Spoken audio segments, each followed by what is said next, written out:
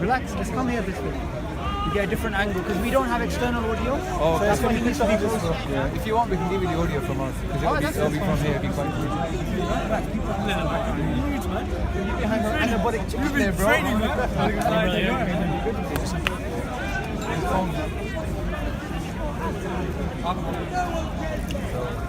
Yeah, Hamza, nice to meet you. Good to see you. I have seen some of your videos on YouTube. Yeah, Probably a while back actually. yeah, it's been a They're while. quite old videos. Yeah, I watched the ones before and I found out about Aero. Okay. And looked at the system and stuff. I was quite impressed in a way. Aero was like, the fact that you were so organized has spurred me to think, you know what, we should have something which is organized to teach. Oh, we Sikhi. inspired you. Yeah, you've inspired. I That's take good. inspiration from everywhere, you know. So I That's thought I'd good. let you know about that. There's no reason not to. Oh, thank you, bro. That's good. So I think you guys, you know, with your sort of the literature and the fact that it's so free, that was good. I enjoyed that. So What do you guys do? By the way, I know nothing about Sikhism, not much. Okay. So if you were to come to someone like me, what would be the first few things for you to say to someone like me? well, in a way, the first thing we would teach someone is that there's one for us. There's one creator, and all the human race is equal, and that every human being connected to God. And the gurus, they were sent by that creator to be a guide, but also that their message is not just about the morals, but the fact that inside each of us there's a war between us and God of ego. And the guru, he allows us to surrender to him, which makes us being able, through the guru, to experience the divine. Through his teachings. Yeah, through his teachings and through his the surrender to the guru, whether you call it the teachings or the personality, but inside you have that love for someone, you know? And the guru it allows us to do that. So yeah, that's what we were teaching, that Sikhism is pretty much a group of people that are following the 10 gurus and their teachings. You can't take the guru out of Sikhism. Sikhism is all about the guru. Why is that? Because the guru is the person that came with that truth. The guru is the one that can do grace. So compared to, say, a philosophy, Intrinsically, or is it by the divine? yeah, why the divine? Okay. But he has the power to do grace. He's been given that authority by God. Okay. So How do you know? I want to ask that question. How do you know he's a guru, he's special, and he's been given grace, or he has the ability to give grace? well, when he does grace upon you, then you realize, oh, that grace comes from the guru. So it's experiential. Yeah, we don't try to prove our religion through any arguments or anything else like that. Oh, it's purely experiential. We just say, look at the Guru's lives. You know, most Sikhs grow up learning about the Guru's lives. They grow up learning about what the Gurus were teaching, and that then allows them to say, oh wow, the Gurus are great. You know, once they start getting the idea the Guru are great, then where did they get this from? Where did their teachings come from? Where did they get this inspiration? Where did they get this strength from? You know, and what are their teachings? So when you start putting their teachings into practice, and then you appreciate, like, wow, the Gurus are not only amazing, but the teachings work. Absolutely. The only problem I may have with that, just intuitively, is that if you already know what greatness is, then you don't need the guru. Because if you're judging a guru by a standard of greatness, and you already know what that greatness is, then you don't need the guru as a source of greatness anymore. Well, I would say I want to know, how is the guru as well, and Sikhism in general, a foundation for morality, a foundation for the purpose of life? Because if you already have a standard, and you're applying that standard to your standard, then there's a problem. Can you see that? only if you assume that all of us are complete idiots. That we can't work out even a simple percentage of what is true or not. I think that God's light is inside all of us, and that all of us have a certain potential to understand. Within a scale of 0 to 100, I would say that most of us, human beings across the world, every religion, can come to some agreement about decent moral human values. Absolutely. So that percentage is, say, maybe 50%, 60% or whatever, 70%. And then there's a percentage that we're not aware of, where we need a guide to take us to the next level. So I would say that in terms of morality, you know, Sikhs have no problem understanding that the Guru gives us that extra, what is a full truth. But when you look at the Guru and you think, oh, he acted compassionately, and your heart melts. That's part of God within you, because we're made of compassion. For us, we believe that the 5 qualities that are very important for us to have are truth, contentment, compassion, justice, and forgiveness. So when we see that in our Gurus, our heart intrinsically tears up. When people are watching a video on YouTube and they see something amazing and the tears coming up, that's just because their soul is reacting to the goodness of that person. Absolutely. They don't need someone to come and tell them this is good. We have an inclination towards goodness. So with the Gurus, when we see them, the wow comes from, and just look at them and go, wow. Absolutely. But then the gurus teach us further what more is left from beyond just what we figured out through our natural human, divine So that nature. 30% you'd have to trust your guru, basically. Yeah, and you build that trust based upon their life and how they lived and what they did and what they said. But also, like I said earlier, it's not just about what they said and what they did, but how that, when you put that into practice, how it affects you. For example, let's say you like going to the gym, just for the feeling. So now you may have a trainer at the gym, or if you don't have a trainer, you might have read books. Yeah. Or you might have met people that are trained, they might have guided you at the beginning and now you're okay by yourself. But now you might be training somebody else. And the only reason they look at you and say, oh, take his advice is because they think, oh, he must have worked on it for a little while, he must know something about it. Right? So in the same way, the guru's like that, but then when that person puts your philosophy into practice, or when you put somebody else's philosophy into practice, and it works for you, then you know, this way is real, it works. You see what I mean? So it's based upon experience, but it's also based upon trust. And So according to that, does the Sikh tradition believe like other traditions are pathway to salvation as well? we believe that there's truth in many, many Like faiths. for example, say I happen to be a Buddhist, right? And I adopt Buddhism one day, hypothetically. And Buddhism works for me. I trust the Buddha, right? 70% is intuitive, 30% I trust in Buddha's life and his teachings. Then would that be a path to salvation according to the Sikh tradition? Well, Are you remember, perennialist? when you were saying 70% to 100%, for us the 100% truth is only from the Guru. I see. But So you're not perennialist, basically. what's that? Basically, all rivers lead to the same sea. Yeah, we do believe in that as well. But what I'm trying to explain to you is that a person, an individual. By the way, should- I'm not trying to challenge you. I'm Yeah. trying to find out what you actually Yeah, believe in. Right? a normal human person doesn't need the 100% the truth to get salvation. Okay. Yeah? The standard that God requires from a normal human being is not that high. So say I don't So a believe in normal it. person just needs to meditate upon God's name, be a good human, and try their best. Because we're all imperfect, we're all flawed individuals in some way. Yeah? So the standard is not that high. So you don't have to know all the truth to get salvation. Same way, when you look at a Buddhist, it doesn't mean that every Buddhist is the same. Every Buddhist has got a different philosophy. So when you look at a Buddhist, you have to look at that one person individually. What did that person think? What did it say? What did it do? So everybody gets judged on these three things. So we believe that everybody has a book, right? And that book consists of what we said, what we thought, and what we did. Yes. Yeah? Man, vach, karam, and these three things, they determine what your judgment is. Yeah? And everybody gets judged. And it's continuous judgment. So the minute you die, you get judged. You don't have to wait around for a judgment day. You get judged straight away. And then based upon that, you might come back into reincarnation. You might come back into the animal life or a human life, or a better a human life. You might get a more spiritual family, or you might get salvation. Final question, which I think is important for me, because the way I became Muslim was due to this question, right? So what I would say then is, so there's an element of trusting the Guru because of his teachings. We have this intuitive, natural standard that we apply to things. This is great, this is nice, this is moral. You have that 30% of applying these teachings and living out these teachings. No, I didn't say 30%. I just said that was just like a standard. That was the name. Like, our heart intrinsically appeals to 50% or 70%. Oh, I see what you're saying. And then there's that element where we have to trust. We have to learn. We can learn, So okay. You talk about the sound of 100% Okay, truth. brilliant. You said, where does it come from? I said, like, you might get a lot of that from yourself. Yep. The rest of the standard comes from the Guru, but that you take that standard because based on the trust of the Guru. The trust of So the I wasn't saying that the Guru then does the next 30% for you. Absolutely. It's just that he might not. He gives That's you what I 100% meant. truth. Yeah, that's what I meant. But you might yourself might have worked out 50% or 30% or whatever. Okay, good. So what I would want to find out is how would I therefore ground myself, just rationally, ground the Guru in some truth. For example, I want to go to the Guru now and have him as a pathway to the divine. Yeah. To remove my ego. By the way, everything you said is very similar to the concept of the fitrah in the Islamic tradition. That we already have knowledge of God, we already have an aspect that we want to worship God, and we basically cloud the natural That's disposition. what I was trying to say earlier, that Yeah. the truth isn't limited to one religion. It's in all religions. So the point you of- find similar things in Buddhism, you find Yeah, similar exactly. things in From Hinduism, an ethical point of view, I 100% agree. But I'm just wondering about, for someone who to be attached to a guru, yeah. I would require some kind of what you call rational evidence, intellectual evidence, loosely. So I'd like to ask, what do we have in his life that shows to us the truth of his life? That would be my question.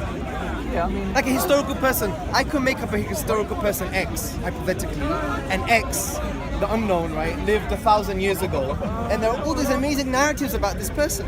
yeah. Is that enough for me to follow X? Well, I would want to know a few things. Number one, are those narratives true, and how do we know that they're true? Does that make sense? Yeah, of course. With the Gurus, what you've got is not just their lives, but also their own personal writings. Okay. So the Guru is written Jagraj, the first Guru wrote the very first prayer that every Sikh reads in the morning. It's his own words. So they wrote it, they were very literal. an annoying voice. So when you read their writings, then the writings have an impact upon you. So for example, how I got into Sikhi, what I would say is to 2 or 3 things. The first one was through meditation on God's name. When I started experiencing God, it changed my life. Right? I experienced the divine, I felt the bliss, the love, all that kind of stuff, and I just felt like, wow, this is amazing. The second thing is when I started reading what the Gurus taught, their philosophy, I was like, wow, this is amazing philosophy, this can change the world, this is the truth. It appeals to me so much. Then the other thing is that when I was sitting in what they recommended as the highest place on earth, which is in the holy congregation, singing the words of the Guru. Because remember, the Guru didn't just write philosophy, he wrote poetry. Yes. He wrote poetry that can be sung, and he put it to music. He said, use this music, sing it this way, and you will feel good. So when I felt that, it just transported me to another world. And then there's the other side, they experience the Guru themselves. But the Guru isn't gone for us, he's not a dead person. There's all these souls that come here, and we believe in reincarnation, we believe that souls live on. So the Guru isn't gone, the Guru is still here. You can experience the Guru. So the grace of the Guru, the love of the Guru, the love with the Guru can happen to a Sikh. So I would say that Sikhism has a lot of rationality around it, but the core essence of a Sikh is not based on a rational acceptance of the Guru, but it's based upon the love of the Guru. And the Guru actually puts that in his own words. He said, listen everybody, I speak the truth. Only those who love will find God. So the Guru becomes the person you fall in love with. I don't. We've got a lot of history, obviously. I empathize with that. The religion is not that old. You could say 1,000 years ago, it's only 300 years ago. And within that 300 years, we've got all this philosophy, teachings, the actual places they live, what they said, what they did, their own writings. So with the Gurus, historically, we're quite blessed in that sense. So we know they were around. They weren't just somebody made it up. We know what they wrote. We know what they did. We've got people, families and generations that are still now linked to the Guru's lineage who are around. So historically, we're blessed. And then obviously, spiritually, we're very blessed. So it seems to me that the answer to my question that I needed some kind of rational grounding still is it's still there. contingent on All the history is there. in an emotional, spiritual thing. Well, right? no, I don't think that's experiential. fair. Because you said that it's love. It's a love, trusting him because it's through love, and understanding his teachings, internalizing his teachings. I'm not dismissing it. I find that very profound. Don't get me wrong. But I think for it to be slightly more holistic, and it's one of the reasons why I became Muslim is because not only do you have what you call the nafsiyah, the internal psychological disposition, the spirituality, the ethics, the rules and stuff like that, the experiences, but you also have it grounded in a rational tradition. Okay. And I find that powerful. I think the thing here is Does that make sense to you? Yeah, I'll just explain. I've watched nearly all your videos for the rational arguments for God and found them lacking. That's my personal view. I wouldn't be offensive to you by just giving you my view. So what's it? And the thing is I think that you've got some standard inside you which you're trying to say it's got to be rational, but that rational standard doesn't really even stand up. Your own argument doesn't stand up to that standard. So here's my view. Why do you think that's the case? Because I watched your videos and it didn't really make me believe in God. If I was an atheist, I wouldn't believe in God based on those arguments. Absolutely. So I don't think that you can argue that you've got a rational viewpoint that can convince I totally everybody. appreciate what you're saying. Because a lot of people watch your videos and don't believe the comments No, of course. So when you say rational, it seems to imply Can I- transferability to everybody. That it must be something so rational that most rational people would agree with it. Okay, but I don't think that's let me give you the premise here, right? We believe in the fitra and the natural disposition that we know God exists and He deserves to be worshipped. This is the natural disposition, right? We have this. Died here. Oh, okay. The battery. We have this innate nature, yeah? This natural disposition that we appreciate the oneness of God, we appreciate that God deserves to be worshipped, right? Yeah. And this is the fitrah, it's called the innate disposition. Imagine it like a glass. But we talked about this earlier. Yeah, that's not a new point. Yeah, but I want to bring it to this point. Okay. And what we say is, if this glass is clouded or dirty, it requires cleaning. Yeah. Cleaning Agreed. can include rational arguments, can include the Quran, Agreed. the Sunnah, spiritual teachings, Right. ethics, experiences, right? So it cleans the fitrah. What's new in there from what I've talked exactly. No, what's new is you've assumed that I'm using the argument as an end, not a means.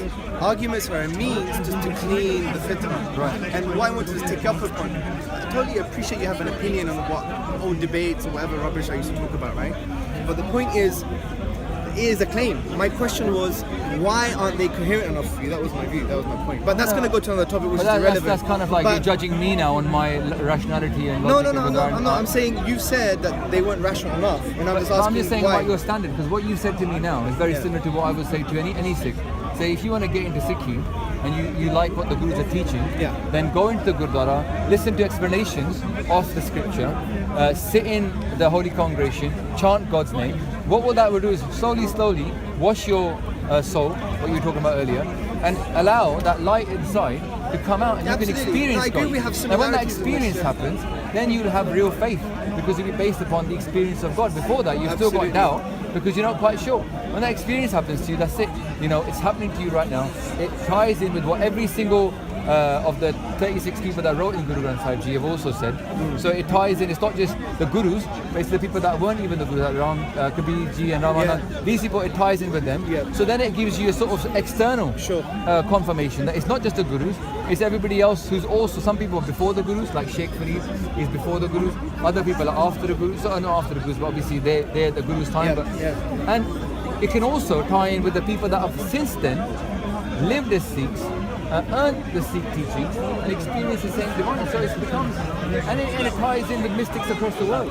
So, you know, the mystical tradition is not just a Sikh tradition. It's in the Sufis, like we had our brothers here earlier, the Sufi brothers. It's in the Sufis, it's in the Christians, it's all over the world. So what we're talking about is that looking at the world as a whole, it gives you that, you know what, I'm not just having a crazy experience that no one else has had before.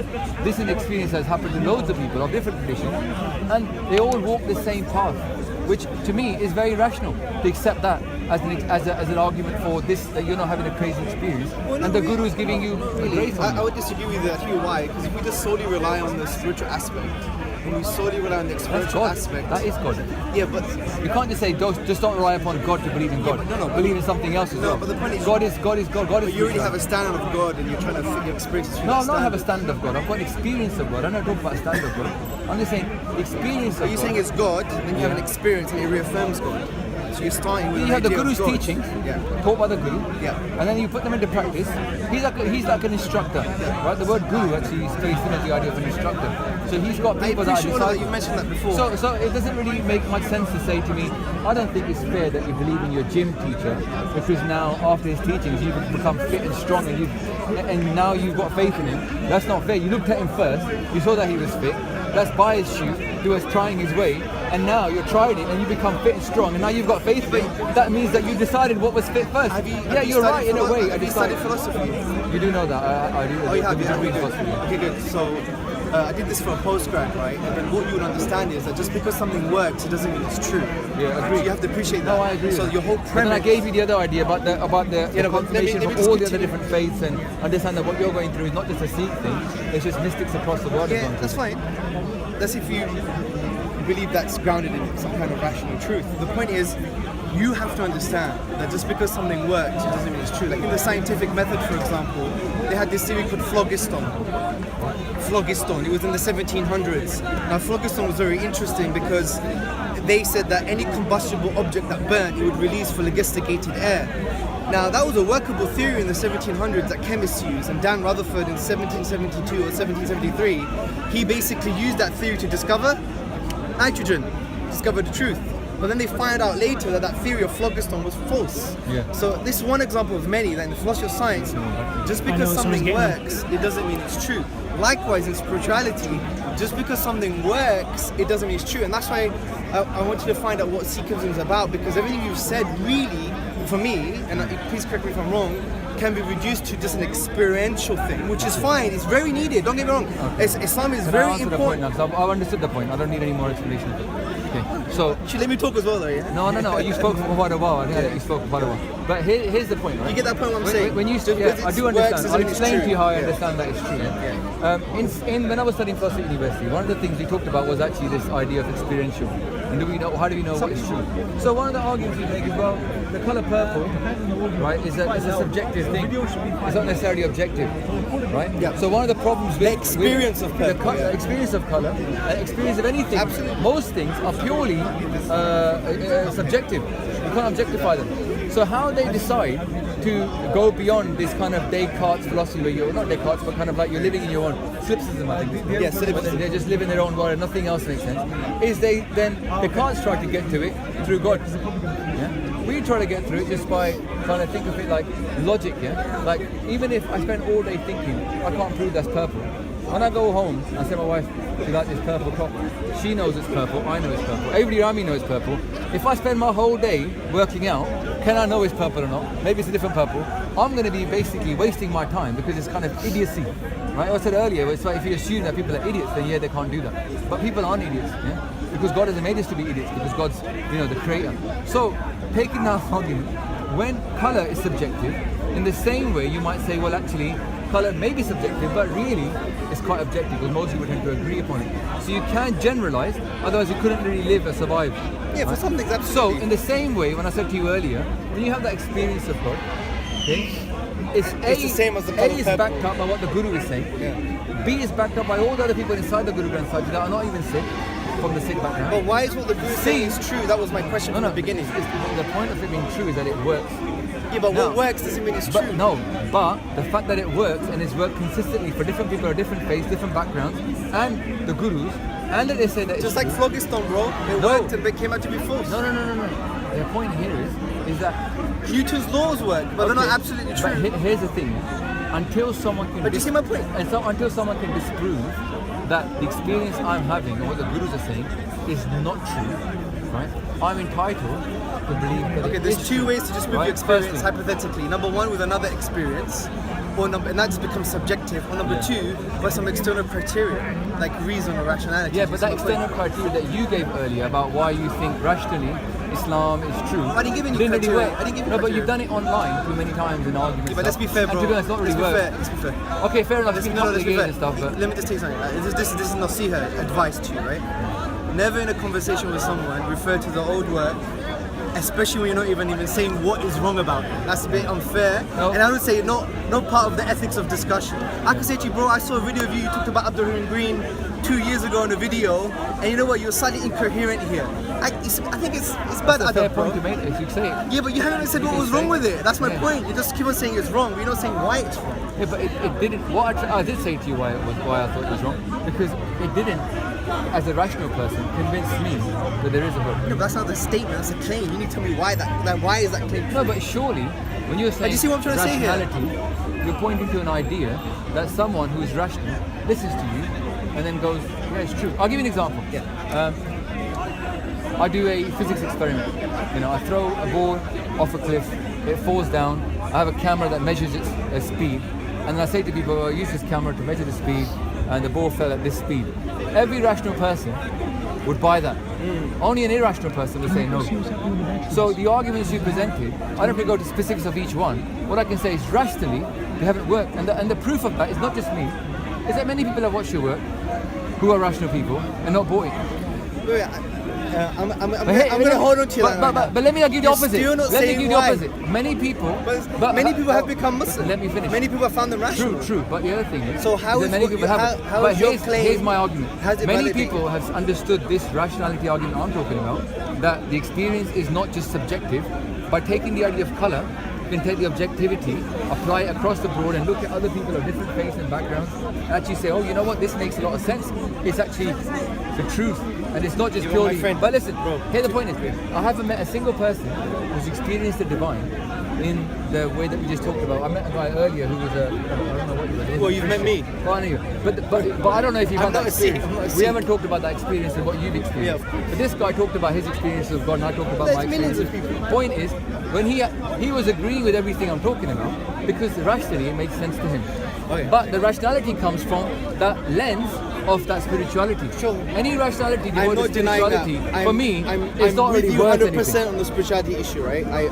When I'm trying to deconstruct, Like the Sufi brothers. Yeah, they're absolutely. spiritual. Absolutely. They agree with us. Absolutely. Right? So well, I don't disagree with you about the innate nature and about spirituality and ethics, connecting with the divine. I'm with you here, right? Yeah. My only issue is the how you connect with the divine according to your tradition. Because you said you can't equate the experience of purple and knowing it's purple with a tradition that requires a whole set of teachings and experiences to understand its truth. Because purple you understand without any of those. I'm losing you because Okay. like, I don't know if you're going too philosophical, but Okay. it's hard to understand what Is you're this saying. blue? Yes. This is yellow. Yes. Good. This is the beautiful beard, right? MashaAllah. So you got beautiful beard. So we know it's a beard, it's blue, and it's yellow. Yeah. I don't need a set of intermediary experiences to understand that. Yeah. I don't need a whole philosophy, a theology to understand that, right? So it's you're falsely equating two things here. You No, can't what am I equate. falsely equating? Let me explain, man. Okay, go on. You can't equate the feeling of purple, the understanding that those are white trainers, Yeah. with the fact that the Buddhist teachings are absolutely true. Because you even just said before, you need a bunch of experiences, you need the Buddhist teachings. So for me, you can't equate those two things as the same. Does that make sense? Okay. I said to you earlier. it's I'm like- just, for me, I'm just saying a lot of the things that you're saying Alright. are nice, they're Let's say- fluffy, but they're very incoherent. Okay, no, they're not. I'll explain to you. Yeah, sure. You could be sitting in a dark room and you don't know about colours, Yes. right? Because like I said to you earlier, God is not something that It's like the everybody... Frank Jackson experiment. I don't know who that guy is, but I'm making this up on the spot, right? So You said you studied philosophy. yeah, so- but I don't know who that guy is. Okay, cool. Do you understand that? Yeah. Okay, so let's get back to the point. So we're sitting in a dark room because, like Plato was talking about, the people in the cave, they don't know the Absolutely. truth, right? So most people are unaware of God. Most people are totally separate from God in that Yes, sense. yes. So a person separate from God is very similar to someone sitting in a dark room. Okay. Right? Now, when they're in this dark room, we're trying to explain to them colour. Yeah. They're like, so black in here, bro. You have to experience color. Yeah. So the person says, you can give me all this philosophy, mate, but I'm not going to believe in it until I see colour. Right? That doesn't mean that person is wrong for having trusted you that there is colour because you've just come in from outside and told them all outside.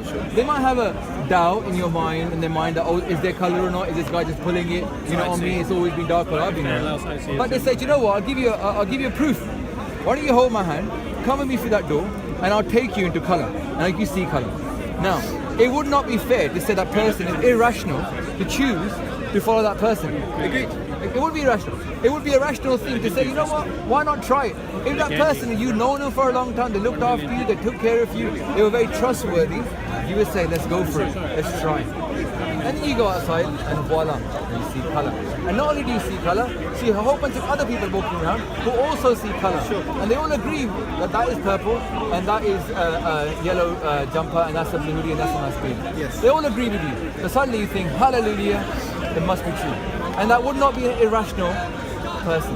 No, I agree. Well, there we go. But that's a solely experience. And what we're talking about from the beginning, bro. Well, no, but you just said something else. What? You have to remind what you said. You said you've experienced any of the Guru's teachings. So coming back to my original question that you tried to answer was, how do you rationally ground the Guru's teachings? I just said to you, it's like, No, because you separated Guru's you know, you've got teachings that from weird experience. argument, the 40 no, devices. no. Are we doing some circular kind of thing going on here as No, well? no, It feels like we're just going round in Allow the circles. ad hominems there. Yeah. I'm not cussing Honestly. you. Allow the cusses, right? Let's keep the other. No, but- you're known to be a nice guy. I'm trying to be nice. And a It's bad guy hard. like me, I I'm don't want to trying shame you. I'm supposed to be the I'm bad not, guy, I'm right? not a nice guy. But No, let you me are a say- nice guy. No, I'm Listen to me. trying. What I'm trying to say to to be a you nice is- guy. I'm trying to listen to you. Did you- But I'll explain something I thought made sense to most people. No, but you've just gone back and said it doesn't make sense. I just said it makes sense. No, it makes sense, but I'm trying to see how it makes sense within everything that you've said. So what you're saying is, Do you agree that guy was rational? In the it's dark rational room. to a degree, but Right. if So I'm the guy in the Okay, dark room. I'm the guy in the dark room. okay, but if that guy right? told you, therefore, there is no gravity after that, you're not going to trust him, right? True, but the Guru Exactly. doesn't say anything lies to me. But that's my point. My point is, for someone who doesn't accept Islam, right, is someone, he may know what colors look like, but it's like taking the guy at the dark room saying that's purple, and then the guy's trusting him because saying it's purple, but then it's saying, look at the horizon, the earth is flat. So just because I'm Just trusting... because someone doesn't believe in Islam, then you're saying they're equivalent to somebody who could get told a lie later on, but they're not sure. They could never work out if it was true or sorry, not. you're misunderstanding what I'm saying. What I'm trying to say is, you could trust someone that if you're in a dark room all your life and they've taken you out and said, look at colour, and this is the colour purple, And you can trust them. But you can't just trust but that one can you person. fine. It's that what I talked about earlier, the rationality that it's not just Yes, one but then person. can you trust him if he tells you something that is irrational? That's my point. It's a good question. The question, And that's what I've been trying to get Okay, at all along. alright.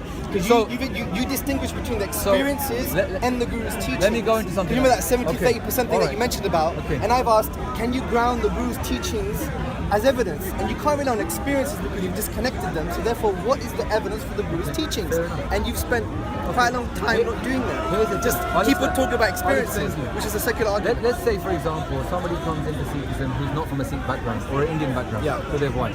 Yeah? They come in, they meditate, they start experiencing God, right? And they believe in the Guru's experience about God. They buy that. Go, cool.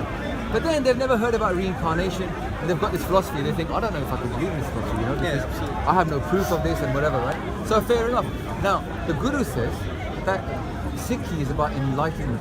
So it's not just one door when you open and you see colour. There's a whole bunch of other things that are going to happen afterwards as you go through more and more doors of enlightenment. A bit like. And how do you know that's true though? Well, let me just explain. As you go through a cave analogy, right? You're coming out and out, and you're expanding your horizon and your doors of perception. Yeah. Right? So initially, you might say, well, I'm not sure if reincarnation is true or not. However, based on what the Guru's told me so far, right? And I haven't experienced it, but I believe what he said so far, and I believe in the morals of the Guru so far. So what I'm going to do is I'm going to reserve judgment on whether it's true or not. I'm going to trust the Guru, but the Guru does say it's possible for you to keep growing spiritually to the point where you can experience your previous life. When you have that experience of your previous life, voila! Now you not only listened to it, followed it, but you've actually now accepted it to be true because you've seen it to be It's little true. experiences basically. Right, but the whole of Sikhi is about spirituality and because at one point the soul goes from somebody who's in a dark room Okay, good. to being somebody being totally one with Now God. I've got it. Totally This is one very- with God. it's a very so enlightening conversation. It's all about growth. So this is where maybe the subtle difference between Sikhism and Islam comes into play, right? Sure, go ahead. Where Islam, from that point of view, has the whole concept of the fitra, the innate disposition, ibadah, worship, which means to love God, to know God, to obey God, and to single all acts of worship to Him alone. We have this kind of profound kind of theo-philosophy, if you like, with this idea, concept, reality of the oneness of God, affirming His oneness, tawheed, Yeah, we've got that as in well. His names and attributes, in His singularity. You got to give me some differences. So far, I hear similarities. Yeah, I'm connecting with Okay, you, man. all So I think the difference is here is that no matter where you go with your experiences, there's always going to be this very base grounding. Call it rationality, call it innate truth. Where is that? Where are you? Yeah. I mean, I know you're I'm waiting gonna for tell me you what to it say, is. go and give me the rationality. No, I'm not. I don't want you to say that. What I'm saying is that we would say Tawheed, the conceptualization of the divine, Yeah. as per the Islamic tradition, is that foundation. So your experiences are seen through them. Because, for example, someone came up to me, a Christian, he said, I had a dream of Jesus, right? Yeah. And a Jew could come up to me and say, I had a dream of Moses. Yeah. And a Buddhist said, I had a dream of Buddha. Yeah. Now, as a human being, I'm not going to deny his experiences. Yeah, of I course mean, that's evil, Yeah, right? of course. Because you deny them. You Yeah, deny yeah. your relationship now, Yeah, it's right? real, yeah. What I do, though, and I try to do it in the most compassionate way, I say, look, the way to really understand your experiences is to understand the filter, the lenses that you use to see your experiences, right? Get somebody So else what to I do come. then, I go to those filters and lenses. And that's very critical. Because many people have different experiences, but they have different truths. Yeah. And that's fundamental, Okay. right? So how do you reconcile that then? You yourself. so So, what you I got a would guy say- who's saying I had Buddha, another Hold guy's this saying here. I had Give me the keys to the and car. Moses. How do you as an I individual, would just what do teach you you, say? yeah. That actually in your heart, I'll ask a simple question. Yeah. In your heart, do you think that the dream was purely in their mind, but there's no other link to it? There's no external No, reality? we believe that, Do you believe Buddha is around? there are three types Is of he dreams. gone? There are three types of dreams, for example.